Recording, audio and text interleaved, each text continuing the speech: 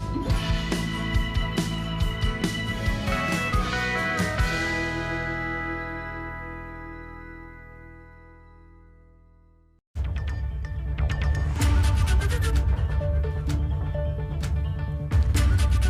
सुप्रभात। बहुत स्वागत है आप सभी का हमारे खास बुलेटिन गंगा सवेरा में। आपके साथ हूं मैं दीपा बाफिला। गंगा सवेरा में आपको दिखाएंगे यूपी और उत्तराखंड की वो खबरें जिन पर होगी दिन भर हमारी नजर। बिल्कुल, नमस्कार, गुड मॉर्निंग, सुप्रभात। दीपा के साथ मैं हूं स्नेहलता और आज गंगा सवेरा में बात होगी मुकुल गोयल की, जो डीजीपी थे और अब उनकी छुट्टी हो गई है, उन्हें हटा दिया गया है। क्यों हुई है ये कार्रवाई, किस बाबत हुई है, इस पर डिटेल आपको सारी गंगा सवेरा में मिलेगी। और साथ ही साथ आज यूपी में सुनवाइयों के लिहाज से भी बहुत बड़ा दिन है, अहम दिन है। आज किन किन केसों पर सुनवाई होने वाली है, इस पर भी करेंगे विस्तार से बात। इसके साथ ही होगी उत्तराखंड की बड़ी खबरें, उस पर भी हमारी नजर होगी। तो चलिए बिना देर किए शुरू करते हैं गंगा सवेरा।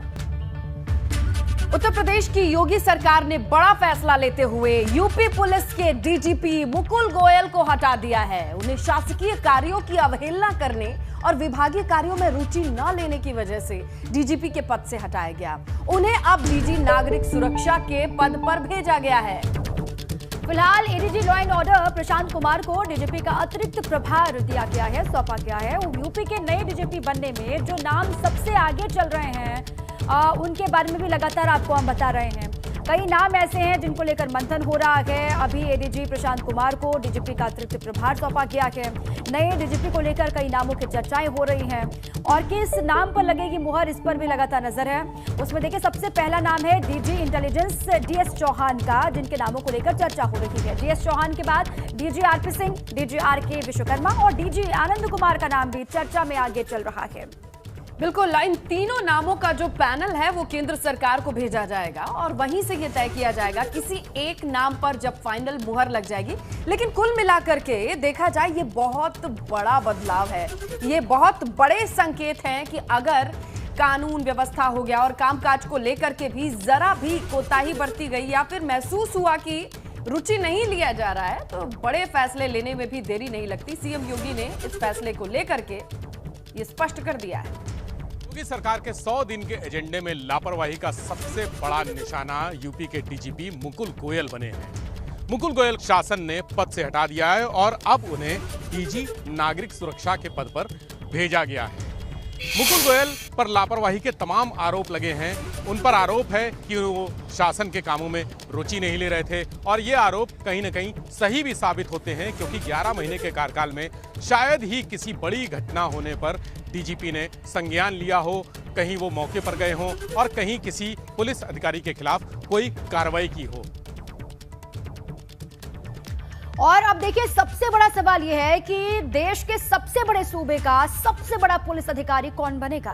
अब किसको यूपी पुलिस की कमान मिलेगी और डीजीपी की रेस में जो नाम है वो आपको ग्राफिक्स के जरिए हम दिखाने जा रहे हैं। देखिए किसके नाम को लेकर चर्चा चल रही है, वो बहुत अहम हो जाता है। बिल्कुल दीपा, यूपी के नए डीजीपी की रेस में जो सबसे आगे नाम चल रहा है वो भी हम आपको बताएं।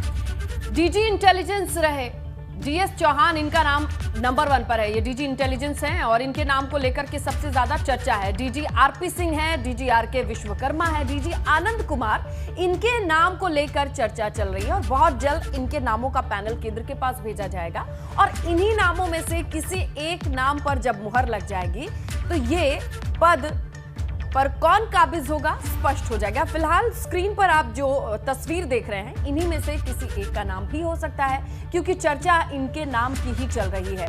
क्योंकि इतने बड़े पद के रिक्त होने के बाद उसकी भर्ती, उसकी जगह पर कौन जाएगा, ये बहुत बड़ी जिम्मेदारी होगी, वो भी ऐसे वक्त में जब योगी 2.0 में बड़े सख्त फैसले लिए जा रहे हैं। कोई भी फैसला लेने से हिचका नहीं जा रहा है। यहाँ पर जो कोई भी कसौटी पर बिल्कुल खरा उतरेगा उसके नाम का पैनल ही भेजा जाएगा और इनमें से किसी के भी सिलेक्शन पर सरप्राइज नहीं होंगे हम, क्योंकि बहुत सोच समझ करके इनके नामों का चयन होगा।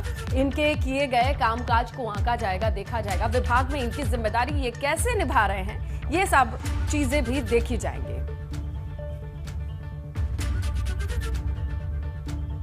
और लखनऊ से बड़ी खबर है, मुकुल गोयल के अलावा कई अधिकारी ऐसे हैं जो रडार पर हैं। मुकुल गोयल के करीबी अफसरों पर भी गाज गिर सकती है, ऐसी खबर है। और 3 बड़े अफसरों पर कार्रवाई की तैयारी की जा रही है, सरकार तैयारी कर रही है। मुकुल गोयल के करीबी अफसर भी नप सकते हैं, ऐसी जानकारी। एडीजी रैंक के 3 और अफसरों पर जल्द कार्रवाई हो सकती है, ये भी खबर है। देखिए, मुकुल गोयल पर तो गाज गिरी है, लेकिन इनके जो और करीबी अधिकारी हैं जो काम में हिला हवाली बरतते हुए मुख्यमंत्री को देखे गए होंगे, सरकार ने जिनका आकलन किया होगा, उन पर यह कहा जा रहा है कि जल्द ही गाज गिर सकती है। बिल्कुल दीपा, ये बहुत अहम है। और अब जब ये कार्रवाई हो रही है तो इसके जद में, इसके दायरे में कौन कौन आएगा, ये देखना बेहद अहम होगा।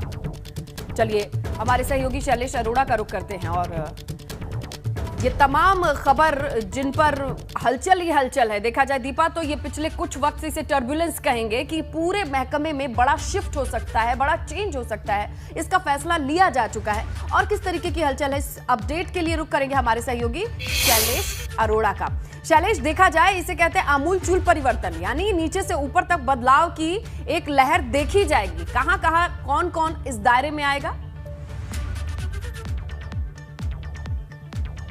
देखिए स्नेहता, जब योगी सरकार का दूसरा कार्यकाल शुरू हुआ तभी से स्पष्ट संदेश दिया जाना शुरू हो गया। जब आईएएस ऑफिसर्स पर कार्रवाई शुरू हुई, आईपीएस पर कार्रवाई शुरू हुई, चाहे वो डीएम को हटाने की बात हो, कप्तान को हटाने की बात हो, काफ़ी सख्त तेवर देखने को मिले। और इस बार तो डीजीपी को ही हटा दिया जाता है, यानी सूबे के सबसे बड़े, सूबे के पुलिस विभाग के सबसे बड़े पद पर आसीन अधिकारी को हटाया जाना कोई छोटी बात नहीं है। और निश्चित रूप से ये एक संदेश है, एक बड़ा संदेश कि अगर लापरवाही होगी, अगर काम में, अगर काम से ठीक से नहीं होगा तो कार्रवाई होगी, फिर अधिकारी चाहे कोई भी हो। यही संदेश देने की कोशिश की गई है। और अगर अब बात करते हैं इनके हटाए जाने को लेकर, तो देखिए मुकुल गोयल को हटाए जाने के पीछे तमाम कारण रहे, चाहे वो अभी हाल फिलहाल की घटनाओं को लेकर बात की जाए तो चाहे चंदौली की घटना हो, ललितपुर की घटना हो, प्रयागराज की घटना हो, विपक्ष लगातार निशाना साधता रहा। और आप देखिए, कहीं पर भी अगर आपको डीजीपी मुकुल गोयल नजर आए हो, एक भी उनका बयान सामने आया हो, पूरी तरह से वो सीन से ही गायब रहते हैं, कहीं नजर नहीं आते, ना तो कोई मिलना, ना कोई बात करना। और मुख्यमंत्री भी, आपको अगर पहले की हम बात बताएं, अब से कुछ समय पहले की, तो एक वक्त था जिस समय हम जाएं अवस्थी जी के भी पहले अगर चले जाते हैं, जब डीजीपी हुआ करते थे इनसे पहले, तो उस समय भी मुख्यमंत्री अगर कोई अपराध की घटना होती थी तो डीजीपी सीधे ब्रीफ करते थे। लेकिन आज स्थिति ये है कि प्रदेश में अगर कुछ भी होता है तो मुख्यमंत्री सबसे पहले एसीएस होम से बात करते हैं और या फिर सीधे एडीजी लॉ एंड ऑर्डर से बात करते हैं। डीजीपी सीन में कहीं होते ही नहीं है। तो लगातार ये घटनाएं हुई। इससे पहले अगर आप और ज़्यादा बैकग्राउंड में जाते हैं तो मुकुल गोयल की अगर बात करें तो चाहे मुजफ्फरनगर दंगों को ले लीजिए, उस समय 2013 में एडीजी एलओ हुआ करते थे, हटाया जाता है। इसके पहले 2006 में आप जाइए, तब भी उनकी जो भूमिका रहती है कुछ चीज़ों में वो गड़बड़ रहती है। जब मुलायम सिंह की सरकार थी और भर्ती का मामला आया था, भर्ती में गड़बड़ी का मामला आया था, आज भी उसको लेकर एक पीआईएल दाखिल है। तो पुराने मामलों को देखें तब भी इनकी भूमिका जो है किस तरह की रही सामने आता है। अब ऐसे अधिकारियों पर कार्रवाई की तलवार जो है वो लटक रही है और शुरुआत हो चुकी है। सिर्फ तलवार लटक नहीं रही है, तलवार चाबुक चलना शुरू हो चुका है। और इसी कड़ी में कुछ और अधिकारी भी निपटना लगभग तय माना जा रहा है, जो अपने या तो काम को लेकर लापरवाह हैं या फिर भ्रष्टाचार में लिप्त मिल रहे हैं, या फिर बात की जाए चाहे अपराध नियंत्रण की, उसमें वो विफल नजर आ रहे हैं। जिसको जो जिम्मेदारी दी गई है अगर वो उसमें खरा नहीं उतर रहा तो सीधा बाहर करिए, दूसरे अधिकारी को लाइए जो काम करके दिखाए। क्योंकि कहीं ना कहीं जो लक्ष्य तय किए गए हैं 100 दिन, 6 महीने, 1 साल, 5 साल तक के, उसको पूरा करने के लिए काम करना पड़ेगा और जो काम नहीं करेगा उसको बाहर कर दिया जाएगा। अच्छा शैलेश, ये बहुत अहम है। देखिए, इनको जब डीजीपी का ये पद मिला तब इलेक्शन आने वाले थे और इलेक्शन में ये माना जा रहा था कि पश्चिमी यूपी से ये खुद आते हैं और पश्चिमी यूपी में माहौल शांत बनाए रखने की इतनी बड़ी जिम्मेदारी, और ऐसे में इनके तमाम चीजों को देखा गया होगा, तब ये मौका दिया गया है। अब ऐसा क्या हो गया कि इस दरमियान इतनी कम मौजूदगी, वाकई हम लोग तो खबर पढ़ते हैं, इनकी मौजूदगी बहुत ही कम दिखाई दी है हम स्क्रीन पर भी। आपने देखिए पश्चिमी यूपी की बात की, केंद्र प्रतिनियुक्ति पर ये हुआ करते थे। आप पश्चिमी यूपी की बात कर रहे हैं, चुनाव के पहले आप चले जाइए, देखिए कि इनकी भूमिका कहाँ पर नजर आती है।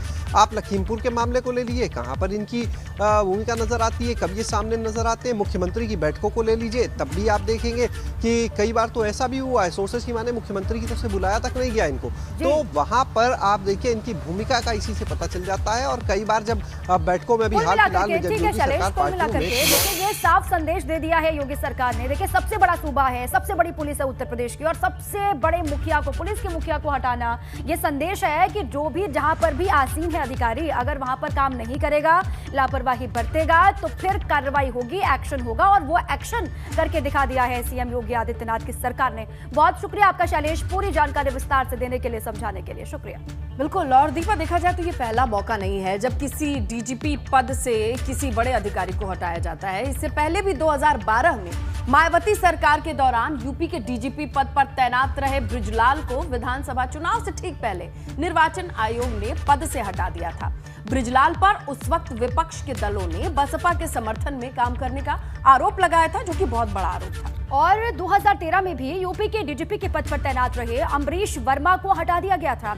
और इसके बाद देखिए 2017 में अखिलेश सरकार जाने के बाद मुख्यमंत्री योगी आदित्यनाथ ने तत्कालीन डीजीपी जावेद अहमद को हटा दिया था, क्योंकि जावेद अहमद को कई वरिष्ठ अधिकारियों को दरकिनार करते हुए अखिलेश यादव ने डीजीपी बनाया हुआ था। तो वक्त वक्त पर किस तरीके से कार्रवाइयां हुई हैं आप लगातार देख रहे हैं। देखिए स्क्रीन पे तस्वीरें भी उनकी हम दिखा रहे हैं। जहां पर भी दरकार महसूस हुई है वहां पर एक्शन लिया गया है। और इस तरीके से जो इस बार बदलाव हुआ है उसको भी एक बहुत बड़े बदलाव के तौर पर देखा जा रहा है। जो तब्दीली की गई है, जो एक्शन लिया गया है, और कुल मिलाकर के आप मानिए जो सीएम योगी के उम्मीदों पर खरा नहीं उतरेगा, जो काम नहीं करेगा, उस पर एक्शन होगा। चलिए दीपा, और इस खबर के बाद आगे बढ़ेंगे, रुक करेंगे वाराणसी का। और वाराणसी का जिक्र होते ही ज्ञानवापी विवाद भी सामने आता है, क्योंकि वाराणसी में ज्ञानवापी मंदिर मस्जिद में श्रृंगार गौरी मंदिर परिसर के सर्वे के लिए नियुक्त कोर्ट कमिश्नर अजय कुमार मिश्रा को बदल दिया जाएगा, या उन्हीं की देखरेख में ये सर्वे का काम परिसर में किया जाएगा। इस मामले पर आज फैसला आना है और ये फाइनल फैसला होगा।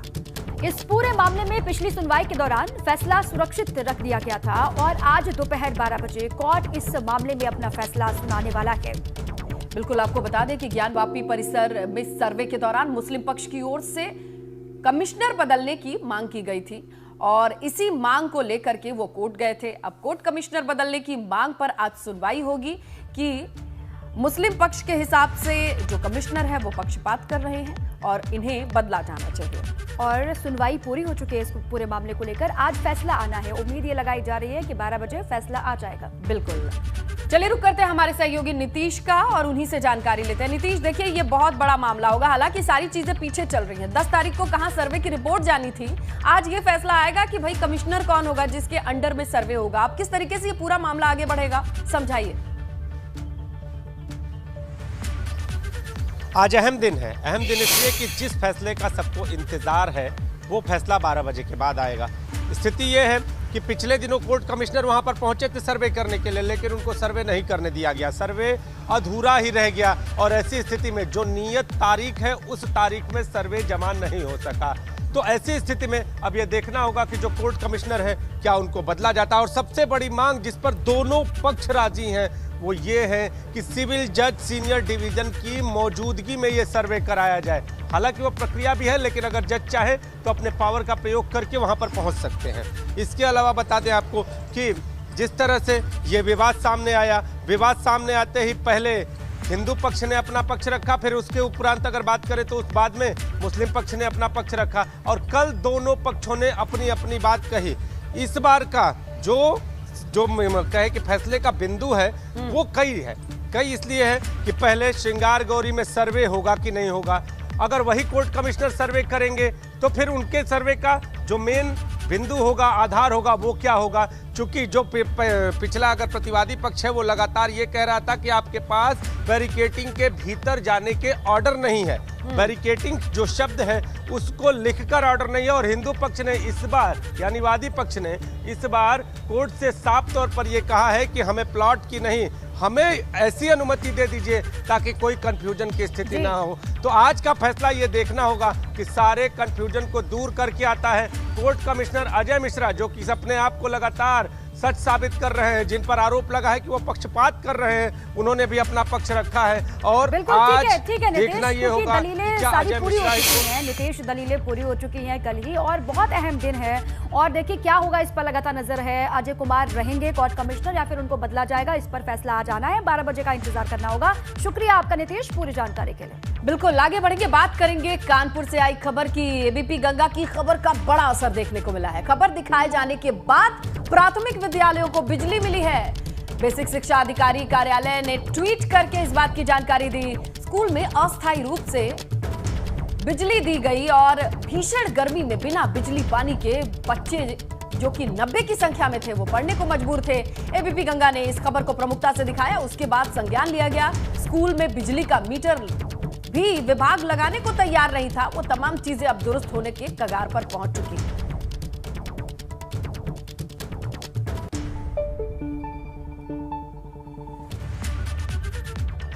आगे बढ़ेंगे, दीपा, बात करेंगे मथुरा से आई खबर की, जहां श्री कृष्ण जन्मभूमि मामले में आज सुनवाई होनी है। श्री कृष्ण जन्मभूमि केस में आज सुबह हाईकोर्ट में सुनवाई होगी और 5 मई को मुख्य पक्षकार मनीष यादव ने इस याचिका को दायर किया था, जहां आज इस मामले की सुनवाई होगी। श्री कृष्ण जन्मभूमि केस में आज बहुत अहम दिन है। हाईकोर्ट में सुनवाई होने वाली है। देखिए 5 मई को मुख्य पक्षकार मनीष यादव ने एक याचिका दायर की थी। अब आज क्या होता है, कोर्ट का रुख इस पर भी लगातार नजर होगी। पहली मांग, निर्धारित समय के अंदर जन्मभूमि प्रकरण का निस्तारण हो और जल्द निस्तारण के लिए रोज सुनवाई हो। दूसरी मांग ये है। और देखिए दूसरा पक्ष समय से ना आए तो कार्रवाई हो। तीसरी मांग ये भी है। और अयोध्या की तर्ज पर ट्रायल अपनी निगरानी में कराए हाईकोर्ट, ये भी चौथी मांग है। और लंबित प्रार्थना पत्र का जल्द निस्तारण हो, 5वीं मांग ये है। और विवादित स्थल का मुआयना हो, 6ठी मांग है। आज सुनवाई होनी है, ये मांग रखे गए हैं, ये मांग वहां पर रखे गए हैं कोर्ट के सामने। अब कोर्ट इस पर किस तरीके से टिप्पणी करता है, कोर्ट का रुख किस तरीके से होता है, इस पर लगातार नजर होगी। मथुरा में श्री कृष्ण जन्मभूमि का विवाद अब इलाहाबाद हाईकोर्ट पहुंच गया है। इलाहाबाद हाईकोर्ट में बृहस्पतिवार को इस मामले में सुनवाई होगी। किस बात की प्रेयर की गई है, किसने याचिका दाखिल की है, इस बारे में हम बात करते हैं इलाहाबाद हाईकोर्ट के वकील रामानंद गुप्ता जी से। इनके साथ साथ इनके सहयोगी हर्षित गुप्ता भी हैं यहाँ पर। सर, किसकी तरफ से ये रिट फाइल की गई है और क्या प्रेयर की गई? ये कृष्ण जन्मभूमि से संबंधित मैटर है और इसमें मिस्टर मनीष यादव जी ने इन्होंने एक सूट 2020 में फाइल कर रखा है। उसके संबंध में इन्होंने ये मांगा है, कहा है कि लोअर कोर्ट में जो सूट पेंडिंग चल रहा है उसको शीघ्र निस्तारण कर दिया जाए ताकि इसका निस्तारण हो। नंबर 1, इन्होंने 2 एप्लीकेशन इंजंक्शन की डाली हैं जिसमें ये कहा है कि इनका भी निस्तारण हो जाए, शीघ्र निस्तारण कर दिया जाए।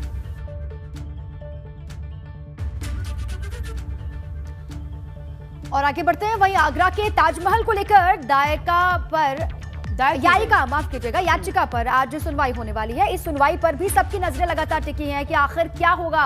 ताजमहल को लेकर इलाहाबाद हाईकोर्ट की लखनऊ बेंच में एक याचिका दायर की गई थी जिस पर सुनवाई होनी है। बिल्कुल दीपा, देखिए इस याचिका में ताजमहल के बंद 20 कमरों को खोलने के निर्देश की मांग है और इसी मांग को लेकर आज हाईकोर्ट में सुनवाई होने जा रही है। तो देखिए अब सुनवाइयों से भरा ये दिन है जहां पर ताजमहल के इन 20 कमरों को खोलने के लिए जो याचिका दी गई थी उनमें सुनवाई होगी, क्योंकि ये कहा गया था कि इन 20 कमरों को बंद क्यों रखा गया है, इसके भीतर मूर्तियां हो सकती हैं।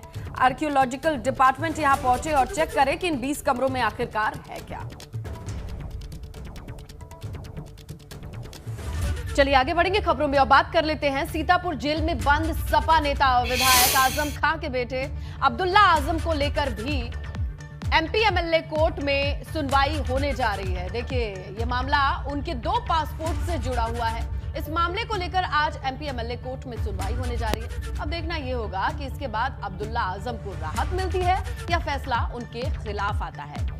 तो 2 पासपोर्ट का मामला कितना उछला था ये सभी जानते हैं। एक मामलों की अच्छी खासी फहरिस्त है, उनमें से एक मामला ये भी है 2 पासपोर्ट से जुड़ा हुआ, जिसमें अब्दुल्ला आजम को आज राहत मिलती है या नहीं ये देखना होगा। और अब तक तो लगातार अक्सर ये चर्चाएं होती हैं कि आजम खान का क्या होगा, क्योंकि उनके बाहर निकलने को लेकर भी सस्पेंस बरकरार है। वो बाहर कब आएंगे, कब रिहा होंगे। और अब ये खबर है अब्दुल्ला आजम को लेकर कि अब्दुल्ला आजम का क्या होने जा रहा है, इस पर भी लगातार नजर होगी। आगे बढ़ते हैं, वहीं आज मुख्तार अंसारी के बेटे अब्बास अंसारी को लेकर हाईकोर्ट में सुनवाई होने जा रही है। हाईकोर्ट ने यूपी विधानसभा चुनाव के दौरान भड़काऊ बयानबाजी करने के मामले में अब्बास की गिरफ्तारी पर लगी रोक 12 मई यानी कि आज तक बढ़ा दी थी। बिल्कुल, इस मामले में कोर्ट आज फिर से सुनवाई करेगा और पिछले 27 अप्रैल को हुई थी जो सुनवाई, जिसमें अब्बास अंसारी की गिरफ्तारी पर 12 मई तक रोक लगा दी थी। आपको पता है कि चुनाव प्रचार के दौरान इन्होंने भड़काऊ भाषण दिया था, कहा था कि अधिकारियों का ट्रांसफर नहीं होने दूंगा जब तक सरकार नहीं बन जाती है, और उन्हें लगता था कि सपा की सरकार आएगी, कोई अधिकारी मऊ से बाहर नहीं जाएगा और चुन चुनकर बदला लिया जाएगा। इसी बयान के बाद से उनके ऊपर यह पूरा मामला दर्ज हुआ था। और इसी बीच लखनऊ से बड़ी खबर है, पुलिस कमिश्नरेट में 3 इंस्पेक्टर के तबादले हुए हैं। देखिए बड़ी जानकारी, इंस्पेक्टर गोमती नगर विस्तार दिलीप सिंह को हटाया गया है, दिलीप कुमार सिंह को क्राइम ब्रांच भेज दिया गया है। अनिल सिंह गोमती नगर विस्तार के नए इंस्पेक्टर बन गए हैं और आलमबाग के इंस्पेक्टर थे अनिल कुमार सिंह, ये भी जानकारी है। धनंजय सिंह को लेकर जानकारी है कि धनंजय सिंह को आलमबाग का चार्ज दिया गया है। गोमती नगर के अतिरिक्त निरीक्षक थे धनंजय सिंह। तो ये तबादले जो हुए हैं उसको लेकर भी जानकारी आपको दे रहे हैं। कई इंस्पेक्टर्स हैं जो इधर से उधर किए गए हैं, अब इनको भी क्या वजह रही होगी इधर से उधर करने के पीछे, ये भी आप समझ सकते हैं। आकलन किया गया होगा जो इनका अभी तक का कामकाज रहा होगा, या फिर तमाम मंथन के बाद इनको अलग अलग जगहों की जिम्मेदारी सौंपी गई है। आगे बढ़ेंगे, वहीं आज केंद्रीय जल शक्ति मंत्री गजेंद्र सिंह शेखावत के साथ सीएम योगी आदित्यनाथ की बैठक होने जा रही है। इस बैठक के दौरान जल शक्ति मंत्रालय की योजनाओं को लेकर समीक्षा की जाएगी। और आज गजेंद्र सिंह शेखावत लखनऊ आ रहे हैं। लोक भवन में सुबह 11:30 बजे दोनों के बीच ये बैठक होगी। इस बैठक में यूपी के जल शक्ति मंत्री स्वतंत्र देव सिंह भी मौजूद रहेंगे। देखिए, ये नया नवेला डिपार्टमेंट बनाया जरूर गया था, जल शक्ति मंत्रालय, जिसकी जिम्मेदारी केंद्र में गजेंद्र सिंह शेखावत के पास है। उनका यूपी आना और 11:30 बजे लोक भवन में एक अहम मीटिंग होना। जल शक्ति मंत्री स्वतंत्र देव सिंह भी मौजूद रहेंगे राज्य की ओर से। ऐसे में तमाम पेयजल परियोजनाओं जो केंद्र से जुड़ी हैं, उनका उत्तर प्रदेश में किस तरीके से विस्तार हो, क्रियान्वयन हो, इस पर विस्तृत चर्चा हो सकती है। उत्तर प्रदेश बड़ा राज्य है, क्या कुछ जरूरत है, ये तमाम चीजें मांगी जा सकती हैं, बताई जा सकती हैं। ये सारी डिटेल शेयर